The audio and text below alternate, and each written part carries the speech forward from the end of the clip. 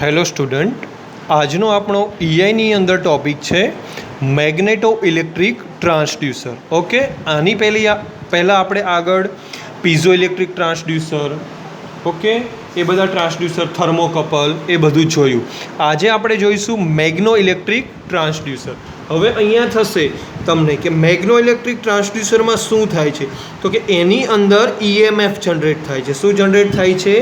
EMF, electromotive force. હવે એ EMF કઈ રીતે જનરેટ થાય છે? તો કે કોઈ પણ કોઇલ જ્યારે મેગ્નેટિક ફિલ્ડને શું કરે છે? કટ કરે છે. ઓકે, મેગ્નેટિક કોઈ પણ જે કોઇલ છે એના દ્વારા જ્યારે મેગ્નેટિક ફિલ્ડ કટ થાય છે એ રીતે આમ ફોર એક્ઝામ્પલ આ એક કોઇલ છે. ઓકે, આ એક કોઇલ છે, એને આ મેગ્નેટિક ફિલ્ડમાં રાખેલી છે. ઓકે, આ કોઇલ જ્યારે રોટેટ થાય છે ત્યારે મેગ્નેટિક ફિલ્ડ શું થાય છે? કપાય છે, કટ થાય છે. ઓકે, એની અંદરનું મેગ્નેટિક ફિલ્ડ શું થાય છે? કટ થાય છે. એટલે એની અંદર EMF, ઇલેક્ટ્રોમોટિવ ફોર્સ જનરેટ થાય છે.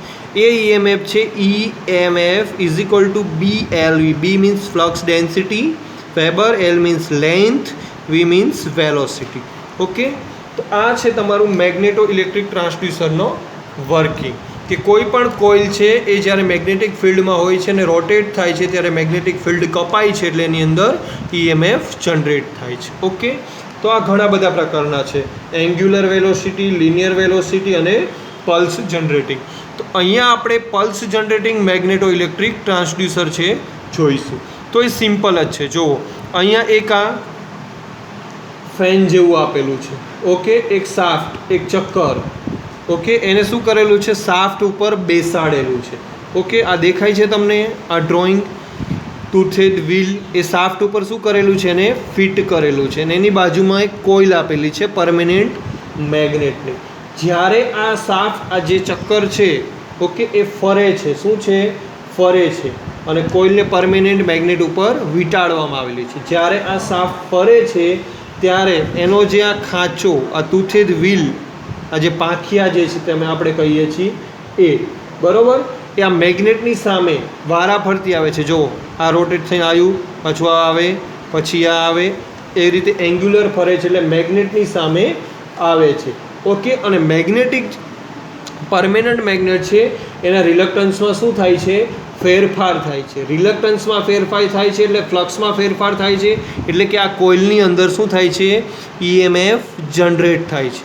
એટલે કે pulse generating magneto electric transducer. Okay, એ કોઈ પણ સાફ્ટ ઉપર આ બેસાડવામાં આવે છે અને આ જે કોઇલ જે છે પરમેનન્ટ મેગ્નેટ, બરાબર, એની સામે આ જ્યારે પાંખ્યું, આ ખાંચો આવે છે ત્યારે એની અંદર રિલક્ટન્સમાં ચેન્જ થાય છે અને એની અંદર EMF જનરેટ થાય છે. તો આ થઈ ગયું મેગ્નેટો ઇલેક્ટ્રિક ટ્રાન્સડ્યુસર. હવે એક તમારે રેડિયેશન ટ્રાન્સડ્યુસર પણ આવે છે. એ સિમ્પલ ખાલી નામ યાદ રાખવાનું છે તમારે, બીજું કંઈ છે નહીં. Radiation transducer.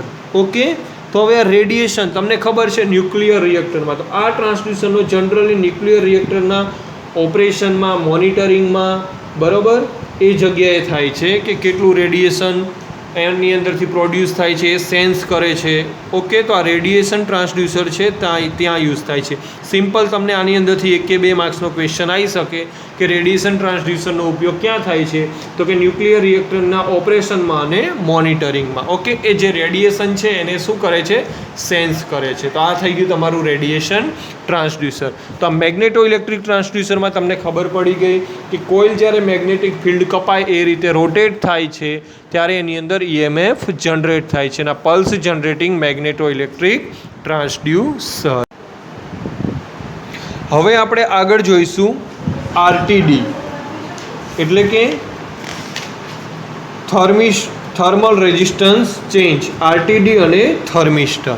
તો ફર્સ્ટ ઓફ ઓલ તમને આજે RTD, થર્મલ, ઓકે, મતલબ થર્મલ રેઝિસ્ટન્સ ચેન્જ એટલે કે RTD અને થર્મિસ્ટર. ઓકે, તો રેઝિસ્ટન્સ ટેમ્પરેચર ડિટેક્ટર, RTDનું પૂરું નામ શું છે?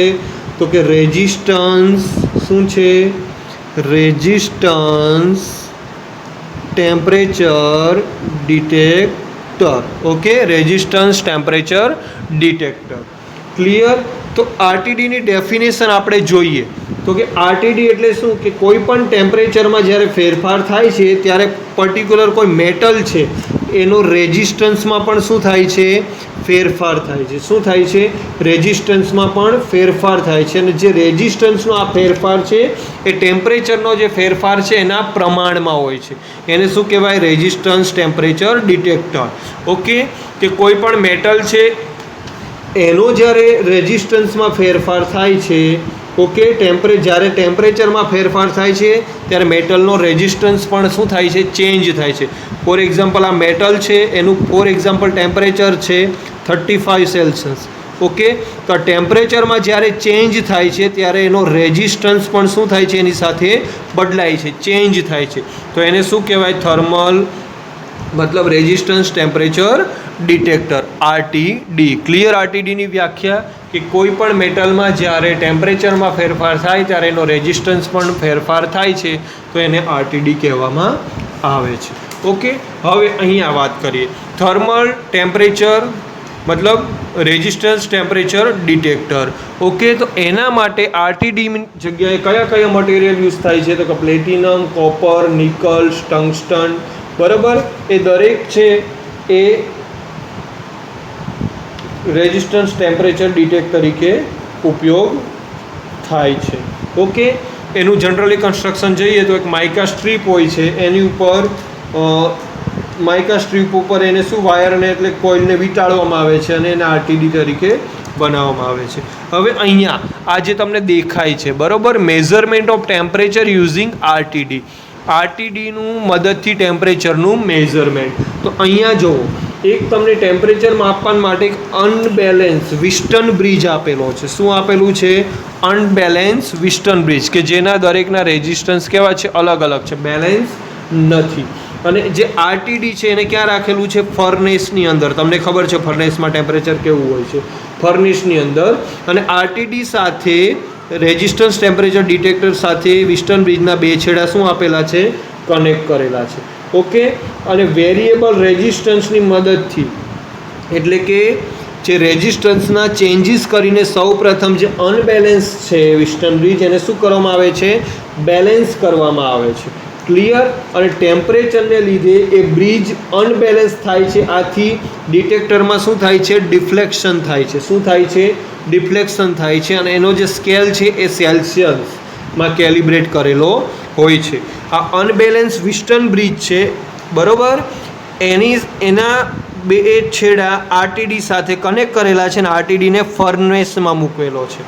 હવે વેરિયેબલ રેઝિસ્ટન્સની મદદથી આને તો પહેલાં કેવો કરવામાં આવે છે, બેલેન્સ કરવામાં આવે છે. એટલે કે ટેમ્પરેચરમાં જ્યારે ફેરફાર થાય છે, બરાબર, ત્યારે ટેમ્પરેચરને લીધે બ્રિજ રહ્યો એ પાછો શું થાય છે, અનબેલેન્સ થાય છે, કે આ ફર્નેસનું ટેમ્પરેચર. ઓકે, અને એ અહીંયા તમને રેઝિસ્ટન્સ ટેમ્પરેચર ડિકેટ જે ટેમ્પરેચરમાં ફેરફાર થાય છે તમને બતાવે છે. એટલે કે જેમ ટેમ્પરેચરમાં પણ ફેરફાર થાય છે એમ એના રેઝિસ્ટન્સમાં પણ ફેરફાર થાય છે.